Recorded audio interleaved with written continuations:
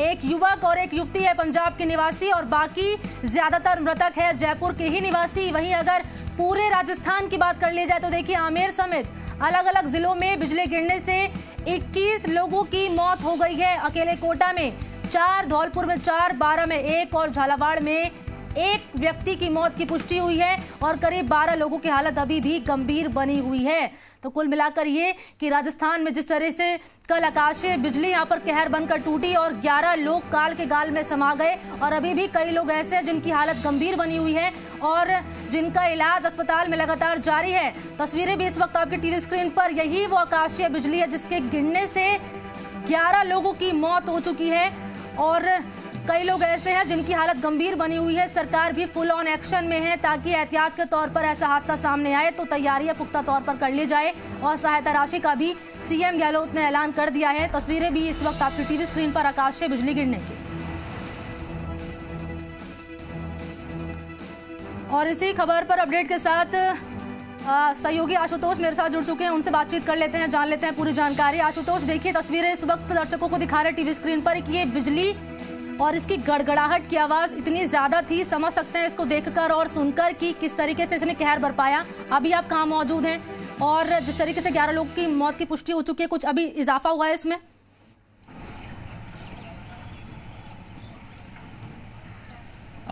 देखिए 11 लोगों की मौत की पुष्टि इस पूरे हादसे के अंदर हो चुकी है। इनमें से 2 मृतक जो हैं वो पंजाब के रहने वाले बताए जा रहे हैं। इस समय मैं एसएमएस अस्पताल के मुर्दा घर के बाहर मौजूद हूँ जहाँ पे ये जो शव हैं इनको देर रात रखवाया गया है और जिसके बाद में 1 मृतक की जो पुष्टि बाद में हुई उसके बाद उस मृतक का जो शव है उसको यहाँ रखवाया गया है। एसएमएस अस्पताल जहाँ पे सबसे पहले ट्रॉमा सेंटर में इन तमाम जो हादसे में घायल हुए लोग थे, गंभीर घायल हुए थे, उनको लाया गया। कुछ ज़्यादातर जो डेड बॉडीज़ थी वो लोग थे जो कि मृत हालत में नीचे तक सिविल डिफेंस की टीम, एसडीआरएफ की टीम या पुलिस की जो टीम थी या स्थानीय जो लोग थे। अभी एक शख्स यहाँ पे मौजूद हैं जिनके जो कहीं ना कहीं रिलेटिव कहें या उनके मित्र कहें जिनकी ये इस हादसे में जान गई है, अभी उस हालत में नहीं है कि हम उनसे बातचीत कर सकें, लेकिन उन्होंने अभी जो हमें बताया है कि सबसे पहले जो फ़ोन आया था इस हादसे के बाद में उनके साथी का एक आया था जो गंभीर रूप से इसमें के अंदर घायल हुआ था, उसका फ़ोन सबसे पहले आया था और उसने सबको बताया कि इस तरीके से यहाँ पे हादसा हो गया है। फिर उसके बाद में इनके जो तमाम मित्र थे उन्होंने जयपुर यानी कि शहर से इनकी जो मदद करने की शुरुआत की थी, चाहे वो पुलिस कंट्रोल रूम की बात की जाए, एम्बुलेंस की बात की जाए, एक एक करके जो मदद का सिलसिला था वहाँ से शुरुआत हुई क्योंकि बारिश का दौर काफ़ी तेज़ था और ये जो स्थल है जहाँ पे ये जो घटना स्थल है ये काफ़ी हाइट पे है। आपको ट्रैकिंग करते हुए तकरीबन 1.5 से 2 किलोमीटर की यहाँ तक पहुँचना होता है और रास्ता भी कोई बहुत ज़्यादा बारिश का अगर समय चल रहा हो, बारिश अगर चल रही हो तो बहुत आसान नहीं रहता है। आसानी के साथ में गाड़ी भी नहीं जा सकती, आपको ट्रैक करके ऊपर तक जाना पड़ेगा। तो जयपुर का मौसम जिस तरीके से कल बारिश के बाद में अच्छा हुआ, बारिश का दौर चल रहा तो उसके बाद में इतनी बड़ी संख्या में लोग वहाँ पे पहुँचे थे। 29 जो लोग थे वो घायल हालात में एसएमएस के ट्रॉमा सेंटर में लाए गए थे, जिस तरीके से स्थानीय प्रशासन और पुलिस ने इस बात की पुष्टि की थी और देर रात तक 10 लोगों की मौत की जो जानकारी थी वो सामने आई और उसके बाद में सुबह होते होते इस सूची के अंदर एक नाम और जुड़ा, यानी कि इस पूरे हादसे में 11 लोगों की मौत हो चुकी है। और पूरे प्रदेश की अगर हम बात करते हैं तो तकरीबन अब तक 20 से 21 लोगों की इस आकाशीय बिजली गिरने की जो घटना सामने आई उससे मौत हो चुकी है। एसएमएस अस्पताल का मुर्दाघर जहां पे इस वक्त हम मौजूद हैं, यहां पे तमाम जो शव हैं उनको रखवाया गया है, उनके तमाम परिवारीजन एक एक करके यहां पे पहुंच रहे हैं, लेकिन एक तय प्रोटोकॉल रहता है, एक तय प्रोसेस रहता है जिसके बाद में ये जो शव हैं इनको इनके परिवारजनों को दिया जाएगा। मेरे जो सहयोगी हैं शरद, वो आपसे कुछ देर बाद में वो ग्राउंड जीरो पे मौजूद रहेंगे, उस घटना स्थल पर मौजूद रहेंगे जहां पे देर रात ये पूरा वाकया सामने आया। अभी जो यहाँ पे एक साथी मिले थे जिन्होंने शवों को नीचे उतरवाया था, उन्होंने बताया कि ये जो घटना है तकरीबन फ़ोन कॉल्स जो हैं मदद के लिए, उसकी शुरुआत तकरीबन 6:45 बजे के आसपास फ़ोन कॉल्स की मदद के लिए शुरुआत हो चुकी थी। थोड़ा थोड़ा बहुत जो होश में वहाँ पे युवक थे, यंगस्टर्स इसके अंदर ज़्यादा थे, यंग लोग इसके अंदर ज़्यादा थे। इस पूरे घटना के अंदर जितने भी लोग घायल हुए हैं उनकी बात करें या मृतकों की बात करें, एक युवक जो संभवतः शेखावाटी क्षेत्र का बताया जा रहा है, जिनकी डेथ की बात सामने आ रही है, वो यहाँ पे संभवतः पढ़ाई के लिए जयपुर में मौजूद थे। तो ये जो आकाशीय बिजली गिरने का पूरा हादसा आया है, बहुत तेज़ गड़गड़ाहट थी, अचानक से ये पूरा हादसा हुआ, संभलने तक का मौका नहीं मिला था। और जो लोग पहुँचे वहाँ पे सबसे पहले मदद के लिए, उनसे जो हमको जानकारी प्राप्त हुई कि ऑन स्पॉट जो डेथ थी वो ज़्यादातर जो 11 डेथ हुई, इनमें से ज़्यादातर ऑन स्पॉट डेथ हो चुकी थी। बिल्कुल आशुतोष, और देखिए आपने शरद पुरोहित का यहाँ पर जिक्र करा। शरद जब मेरे साथ जुड़े थे, आपने बोला कि अभी कुछ देर बाद वो वॉच टावर पर पहुंच जाएंगे स्थिति का जायजा लेने के लिए। शरद ने जिस तरीके से बताया कि इससे पहले भी आशुतोष ये हादसा सामने आ चुका है, 2 लोगों की मौत भी इससे पहले हम देख चुके हैं। क्या कोई चूक यहाँ पर माने जाए आशुतोष कि अगर एहतियात के तौर पर अगर तैयारी पुख्ता कर ली जाती तो शायद ये जो 11 लोग जिनकी पुष्टि हुई है वो जिंदा होते? आशुतोष,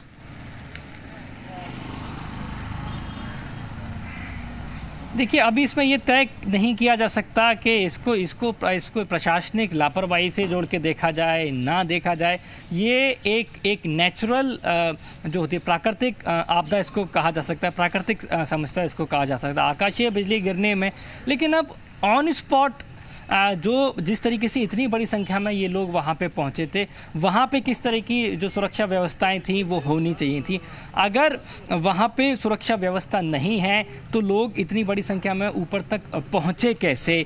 और अगर इतनी बड़ी संख्या में लोग वहाँ तक पहुँचे तो क्या इस बात की जानकारी पुलिस प्रशासन को थी, नहीं थी? क्योंकि हादसा किसी भी वक्त हो सकता है। हम ज़्यादातर देखते हैं कि जब मौसम अच्छा होता है राजधानी जयपुर का, तो नाहरगढ़ की बड़ी संख्या में जो लोग हैं वो पहुंचते हैं। वहां से भी तकरीबन इस तरह की जो घटनाएं हैं वो आमतौर पर सामने आती रहती हैं कि गाड़ी के लोग निकले थे जब वो नीचे उतरते हैं, क्योंकि वहाँ पे खाई बहुत ज़्यादा है, गहराई काफ़ी ज़्यादा है, और जिस तरीके से वहाँ के कर्व्स हैं, जिस तरीके से वहाँ के घुमाव हैं, वहाँ पर भी हादसे आए दिन सामने निकल के आते हैं। तो ये भी कुछ इस तरीके के पॉइंट्स हैं जहाँ पे अभी तक तो इस तरह की घटनाएं हैं जो सामने नहीं आई हैं, लेकिन पहली बार ऐसा देखा गया कि इस कदर जो आकाशीय बिजली है वो राजधानी जयपुर में गिरी कि मौतों का जो आंकड़ा है वो इतना बड़ा पहुंच गया और लोगों को संभलने तक का जो मौका है वो नहीं मिला। आमतौर पर इस तरह की जब घटनाएं आती हैं तो खुले स्थानों पर जो हमारे मवेशी रहते हैं उनकी जो मौत की घटनाएं हैं वो बहुत ज़्यादा सामने आती हैं। लेकिन ये जो कल देर रात जो घटना सामने निकल के आई है और मौतों का आंकड़ा महज राजधानी के अंदर 11 का हो चुका है। संपूर्ण प्रदेश की अगर हम बात करते हैं तो तकरीबन 20 से ज़्यादा की जो मौत है वो बताई जा रही है। हम बातचीत करने की कोशिश करेंगे, कुछ लोग यहाँ पे मौजूद हैं जो इस पूरे घटनाक्रम के अंदर मौजूद थे, हालांकि वो बात करने की स्थिति में नहीं है, फिर भी हम उनसे बातचीत करने की कोशिश करेंगे, क्योंकि अभी तक जो जानकारी सामने निकल के आई वो ये कि अभी परिवारीजनों को बहुत ज़्यादा शामिल नहीं किया गया है।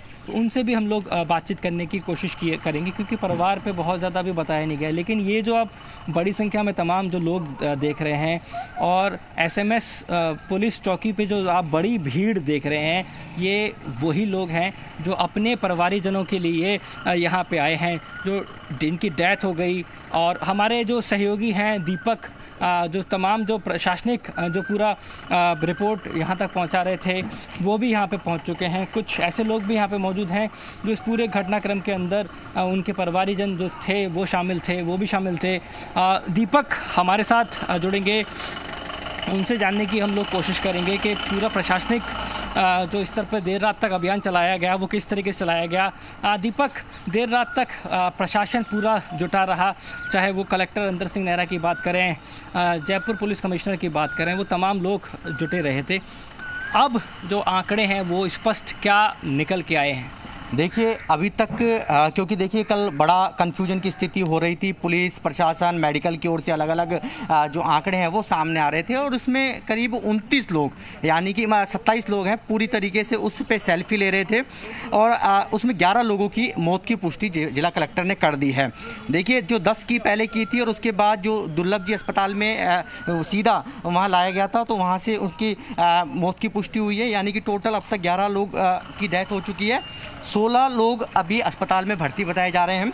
मुख्यमंत्री एसडीआरएम के जो नॉर्म्स कहते हैं कि प्राकृतिक आपदा से यदि डेथ हो जाती है तो उसमें 4 लाख रुपए की सहायता। देखिए परिजन है, शायद उनसे बात करिए। आपसे बोलूँगा, आपके परिवार से कौन था इस हादसे के अंदर? उनके छोटे भाई थे। छोटा भाई था सर मेरा। छोटा भाई, क्या नाम? अभिनीश सिंह। कहाँ के रहने वाले? जयपुर के ही हैं, बिलोंग यूपी से करते हैं बट बाय बट जयपुर से रह रहे हैं। क्या उम्र थी जिनकी? 25। क्या आप घर परिवार में बता के गए थे? क्या बता के गए थे? सर वो तो ऐसे घूमने निकल गया था, थोड़ा मौसम अच्छा हो गया था इस वजह से घूमने निकल गया था वो। बस उसी टाइम पे आमिर के अंदर जो वो गिरी है बिजली, उसकी लपेटे में आ गया वो। आपको सबसे पहले कैसे पता चला? व्हाट्सएप वीडियो वायरल हुआ था, उसमें मेरे फ्रेंड ने जानकारी दी थी, बोले आप ये आइडेंटिफाई कर तेरा भाई है क्या? तो मैंने देखा तो मेरा भाई था वो। फिर मैं भगा हॉस्पिटल आया तो यहाँ से मुर्दाघर में पता लगा कि वो एक्सपायर हो चुका। पहचान करवाई गई है आपको? पहचान, हाँ, मैंने पुलिस वाले सर खड़े थे, उनसे मैंने बोला था कि मेरे को एक बार दिखवा दो ताकि मेरे को ये हो जाए कि हाँ मेरा भाई है वो। तो उन्होंने देखने दिया था मेरे को कल, तो मैं देख के मैंने हाँ करा कि हाँ मेरा भाई है। कुछ और भी दोस्त भी शामिल थे उनके साथ? चार दोस्त गए थे ये लोग, जिसमें से शायद 2 एक्सपायर हो गए हैं और एक की रीढ़ की हड्डी टूटी है और एक बहुत बुरी तरह घायल है। आप सबसे पहले अस्पताल आए या वहाँ घटनास्थल पर पहुँचे? नहीं, मैं अस्पताल ही आया सीधा, क्योंकि वो यहाँ पे लेके आ गए थे इन लोगों को, उससे पहले और कहीं नहीं। तकरीबन कितने बजे पता चला आपको? मेरे को 10:15 बजे करीब पता चला शाम रात को, उससे पहले कोई। देखिए ये तो तकरीबन 25 वर्षीय इस पूरे घटना के अंदर जो मृतक हैं उनके भाई हैं। किस तरीके से घटनाक्रम हुआ इन्होंने खुद बताया, और उनके जो साथी थे अवनीश के, वो किस तरीके से घायल हुए वो भी उन्होंने बताया। मेरे सहयोगी दीपक हमारे साथ अब जुड़ चुके हैं। बिल्कुल आशुतोष, और देखिए ये परिवारजनों पर जिस तरीके से दुखों का पहाड़ यहाँ पर टूटा, इसका अंदाजा शायद हम नहीं लगा सकते, लेकिन साफ तौर पर ये कि बेहद गहरा दुख है। आशुतोष आप मेरे साथ बने रहें। 2000 फीट की ऊंचाई से इस वक्त मेरे सहयोगी शरद पुरोहित मेरे साथ जुड़ चुके हैं। ग्राउंड रिपोर्ट वो आप तक पहुंचाएंगे और ग्राउंड जीरो से इस वक्त मौजूद है। शरद, वहां की तस्वीर दिखाएं आप।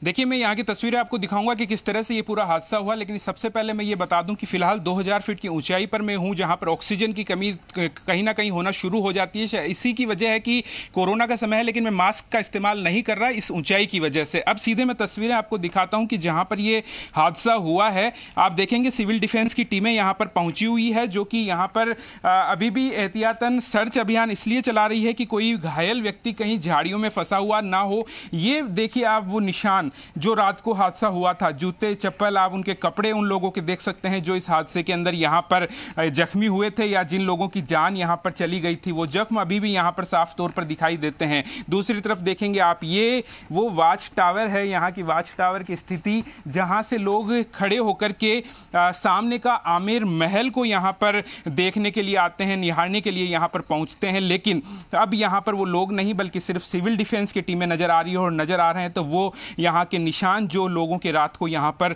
रह गए थे जब वो लोग घायल हुए थे या जो लोग इस दुनिया को छोड़कर चले गए थे, वो यहाँ पर जख्म अभी भी दिखाई साफ तौर पर दे रहे हैं। क्यों लोग यहाँ पर आते हैं वो मैं दिखाने की कोशिश करूंगा। सामने आमेर महल की आप स्थिति यहाँ पर देखेंगे, 2000 फीट की ऊंचाई से यह आमेर महल आपको यहाँ से दिखाई देगा। इस नज़ारे को देखने के लिए मावठा आप सामने तस्वीरों में देखेंगे, उसके ऊपर आमेर महल, इसको देखने के लिए सिर्फ जयपुर नहीं बल्कि राज्य भर से लोग यहाँ पर पहुँचते हैं। और कल जो घटना हुई उसमें तो पंजाब के भी एक युवक और युवती इसके अंदर शामिल थे, यानी कि दूसरे राज्यों से भी लोग यहाँ पर आते हैं इस वाच टावर पर सिर्फ ये देखने के लिए कि आमेर महल यहाँ से किस तरह से दिखाई देता है। सिविल डिफेंस किस तरह से यहाँ पर अपने अभियान को चला रही है वो सीधा हम सिविल डिफेंस की टीम से ही जानने की कोशिश करते हैं। आप रात से यहाँ पर हैं, किस तरह से आपका अभियान अभी यहाँ पर जारी है? अभी रात को हमने सुबह 3:45 बजे तक इस अभियान को चलाया, सर्च ऑपरेशन। पीछे पहाड़ियों से भी ऊपर से हम चढ़ कर के, जो पीछे का एरिया है वहाँ से चढ़ कर के सिविल डिफेंस और पुलिस की टीम जो थी और उसके साथ मिलकर के हम लोगों ने सर्च अभियान किया। अभी हम सुबह 5:30 बजे से हम लोगों ने दोबारा से एक टीम को अलग से अलॉट करके हम लोग वापस से चढ़े हैं और अब हमारी टीम क्या है, नीचे के एरिया से सर्च करती हुई जा रही है, ताकि उससे हमारे को ये पता चल जाए। मान लीजिए उस वक्त भगदड़ के अंदर अगर कोई व्यक्ति अगर यहाँ नीचे चला गया था तो वो आदमी जो है, जो कैजुअलिटी जो है, वो हम उसको रिकवर कर सकें। तो हम लोगों को आपने भेजा है रात को, किस तरह से रेस्क्यू किया होगा? क्योंकि जब मैं ऊपर आ रहा था देख रहा था कि यहाँ ऊपर पहुँचना ही बड़ा मुश्किल है। किस तरह से घायलों को आप नीचे लेकर गए थे, या जो शव थे मृतकों को किस तरह से नीचे लेकर गए? हमने जितनी भी कैजुअलिटीज जो थी उनको सभी को स्ट्रेचर के ऊपर डाल करके और स्ट्रेचर पे लेसिंग करके या उसको रस्सी से बांध करके या उसको चद्दर से बांध करके, और हमारे जो साथी थे और जो स्थानीय लोग थे और पुलिस के लोग थे, स्थानीय साथियों का बहुत अच्छा सहयोग रहा इसके अंदर और हम लोग वो सब काबिल तारीफ है। बड़ी समस्या सामने ये थी कि बारिश थी, फिसलन काफ़ी थी और अंधेरा था। कैसे रेस्क्यू चलाया? बिल्कुल सभी ने, हम लोगों ने जो ये जो आप देख रहे हैं किला, इसके अंदर एक हमने दीवार को एक साइड बनाई हमारी और इस दीवार के सहारे चले और अपनी पूरी सावधानी बरतते हुए और रेस्क्यू को बहुत सावधानी से अंजाम दिया। आपसे बात करेंगे, एक बार तस्वीर में फिर से दिखा देता हूं जो टीमें यहाँ पर ऊपर आ रही है। कैमरा पर्सन मनीष को कहूँगा कि हालांकि खुद भी सावधानी रखें, क्योंकि यहाँ पर दीवारें नहीं हैं, पहाड़ी सीधी काफ़ी नीचे यहाँ पर जाती हुई दिखाई देती है। इस तरह की तस्वीरें दिखाएंगे कि किस तरह से जो सिविल डिफेंस के साथ साथ SDRF की टीमें हैं वो भी यहाँ पर आती हुई आपको दिखाई देगी तस्वीरों के अंदर, जो यहाँ पर देखेगी अपने संसाधनों के जरिए कि कोई व्यक्ति अब फंसा हुआ यहाँ पर ना हो। वो लोग आप देख सकते हैं कि किस तरीके से यहाँ पर ऊपर चढ़ रहे हैं। यहाँ पर इस पहाड़ी पर 2000 फीट की ऊंचाई पर आना बड़ा मुश्किल है, क्योंकि यहाँ पर सीधा सीधा इस तरह का रास्ता नहीं है कि लोग आसानी से ऊपर आ सकें। इस पहाड़ी पर चढ़ने में अगर इतनी परेशानी लोगों को हो रही है तो आप खुद अनुमान लगा सकते हैं कि सिविल डिफेंस की टीमों ने, SDRF की टीमों ने रात को किस तरह से काम किया होगा, किस तरह से घायलों को नीचे लेकर गए होंगे, किस तरह से मृतकों के जो शव थे उनको नीचे तक लेकर गए होंगे। क्योंकि आप देखेंगे कि यहाँ जब एम्बुलेंस तक नीचे ले जाया जाता है किसी भी घायल को या मृतक को, तो आप नीचे सामने अगर तस्वीरें दिखा पाऊं, मैं कैमरा पर्सन मनीष को कहूंगा फायर ब्रिगेड की तस्वीर वहां पर दिखाए। उस जगह पर किसी व्यक्ति को ले जाना होता है यहाँ से, जो कि नीचे लगभग 2000 फीट यहाँ से नीचे है, उस जगह पर ले जाना चाहता है। और खड़ी ये कहा जा सकता है कि पहाड़ी है जिस पर काफ़ी मुश्किल होती है किसी को नीचे ले जाने में, अगर कोई व्यक्ति वो भी घायल अवस्था में हो उसको ले जाने में। तो वही चीज़ें रात को यहाँ पर की गई थी सिविल डिफेंस की टीमों की ओर से, SDRF की टीमों की ओर से। SDRF की टीमें अब अपने संसाधनों के साथ यहाँ पर पहुँच रही है, जो कि अपना रेस्क्यू यहाँ पर चलाएगी। लेकिन सिविल डिफेंस पहले से यहाँ पर मौजूद है, जो कि जो वाच टावर है वहाँ पर अलग अलग तरफ अपनी करते हुए यहाँ पर रेस्क्यू करते हुए नजर आ रही है। दिखाऊंगा मैं सिविल डिफेंस की पूरी टीमें जो रात भर से यहाँ पर काम करते हुए लोगों को राहत पहुँचाने की कोशिश कर रही है। काबिल तारीफ इनका काम कहा जा सकता है, जिन्होंने इस तरह से यहाँ पर लोगों की मदद की थी। दूसरी तरफ भी मैं एक बार कैमरा पर्सन मनीष को कहूँगा, अगर सही तरह से नेटवर्क में हम पहुँच पाते हैं तो उधर की तस्वीरें मैं आपको दिखाने की कोशिश करूँगा कि क्या स्थिति यहाँ पर है। आगे की तरफ से देखेंगे आप, उधर की तरफ भी लोग काफ़ी संख्या में खड़े थे। बताया जा रहा है कि कुछ लोग उधर भी यहाँ से गिरे थे, जिनको यहाँ से रेस्क्यू किया गया और यहाँ से नीचे घायलों को पहुँचाकर SMS अस्पताल में भर्ती करवाया गया। वही रेस्क्यू जो रात के समय में यहाँ शुरू किया गया था अभी भी यहाँ पर जारी है और कई घंटों यहाँ पर जारी रह सकता है, जब तक कि पूरी तरह से तसल्ली नहीं हो जाती कि यहाँ पर कोई भी व्यक्ति फंसा हुआ नहीं है या किसी का भी शव अभी यहाँ पर नहीं है। तभी इस रेस्क्यू को यहाँ पर खत्म किया जाएगा। एक बार बात करते हैं फिर से सिविल डिफेंस से, कब तक रेस्क्यू चलाएंगे आप, कब तक की उम्मीद है? जब तक कि हमारी सभी टीमें जो हैं, सभी एजेंसियां जो हैं, जब तक कि हम लोग इसका ऑल क्लियर नहीं कर देते। प्रशासन के क्या निर्देश हैं अभी आपको? अभी हमारे को ये निर्देश है कि अभी हमने सुबह होने का थोड़ा सा इंतजार किया, रात को भी चलाया हमने।